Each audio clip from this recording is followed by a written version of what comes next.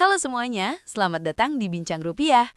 Pernah nggak sih, pas baru gajian atau lagi ngecek mutasi rekening, ternyata ada uang nganggur 1 juta rupiah.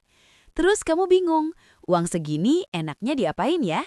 Kalau dibeliin skincare atau handphone baru, nanggung banget.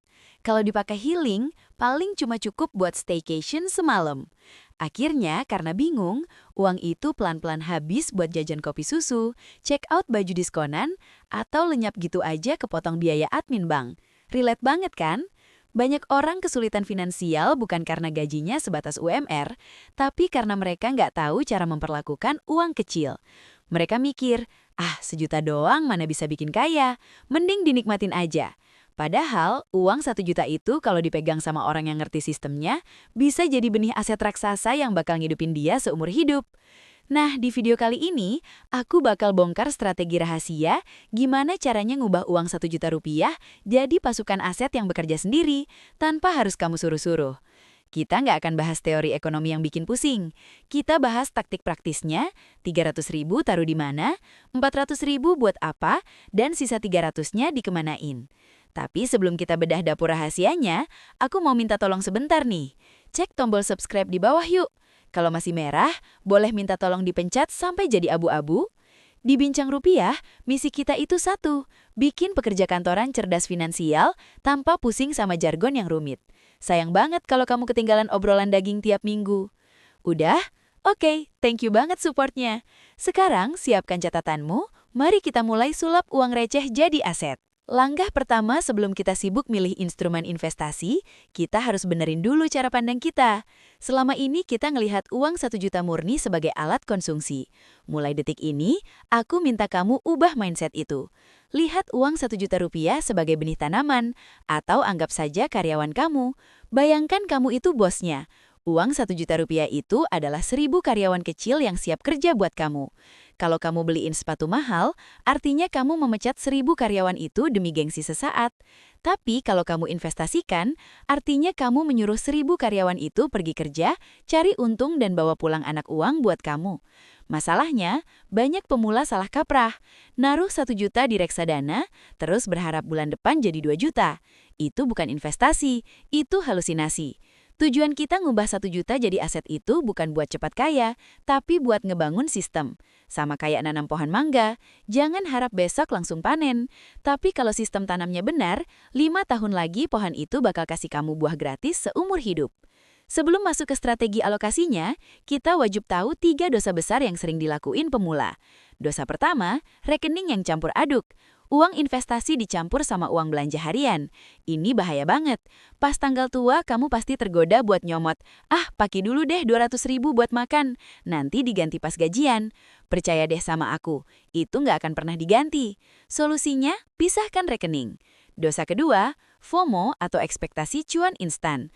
Lihat teman pamer profit investasi bodong ratusan %, langsung ikutan masukin semua tabungannya.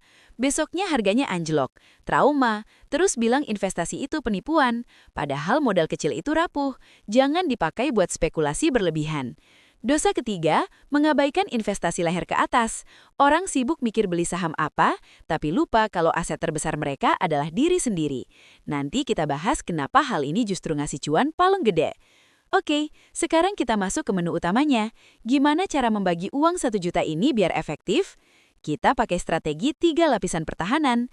Catat ya porsinya, 30, 40, 30. 300.000 buat stabilisasi, 400.000 buat pertumbuhan, dan 300.000 buat upgrade diri. Yuk, kita bedah satu-satu. Lapisan pertama adalah fondasi. Ambil 300.000 dari modalmu, masukkan ke instrumen yang stabil dan gampang dicairkan. Contohnya reksadana pasar uang konvensional atau syariah, atau bank digital. Tujuannya di sini bukan cari untung gede. Tujuannya adalah melatih psikologi kamu. Sebagai pemula, kamu butuh ngelihat uangmu bertambah setiap hari, walau cuma beberapa ratus perak. Perasaan lihat grafik hijau yang pelan tapi pasti ini, bikin mentalmu tenang. Kamu jadi mikir, ternyata uang bisa kerja ya. Selain itu, ini jadi dana jaga-jaga kalau tiba-tiba ada kebutuhan mendesak. Lapisan kedua, ini mesin utamanya.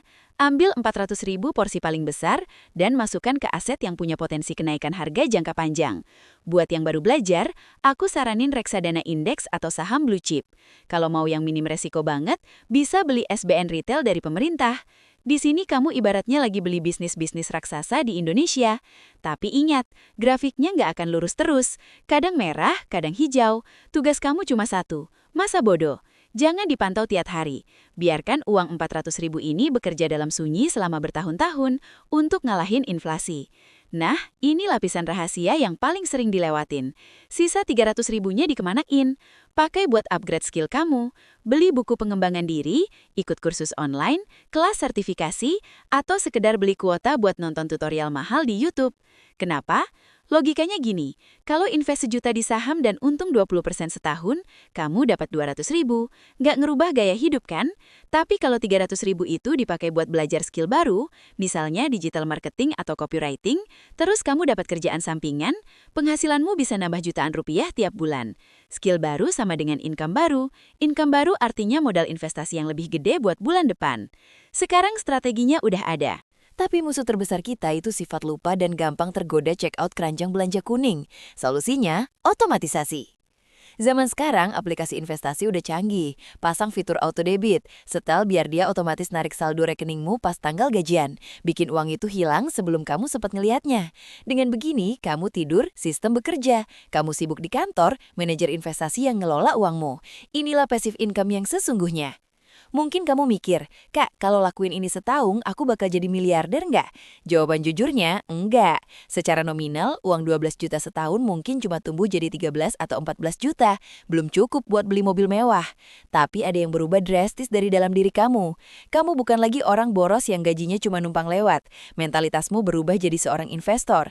Kamu punya dana darurat, punya skill baru yang bikin karir melesat, dan kebiasaan yang sehat. Di tahun kedua, ketiga, efek bola salju ini bakal makin kelihatan. Modal investasimu pelan-pelan naik jadi 2 juta, 5 juta, dan seterusnya. Kesimpulannya sederhana, gedung pencakar langit yang mewah itu selalu dibangun dari tumpukan batu bata yang kecil. Kalau kamu nggak bisa setia mengelola uang 1 juta, alam semesta nggak akan mempercayakan uang 1 miliar ke tanganmu. Jadi, tantangan dari aku hari ini, cek mutasi rekeningmu. Kalau ada uang nganggur, kumpulkan 1 juta pertamamu, atau berapapun yang kamu mampu hari ini, dan praktekkan 3 lapis strategi tadi.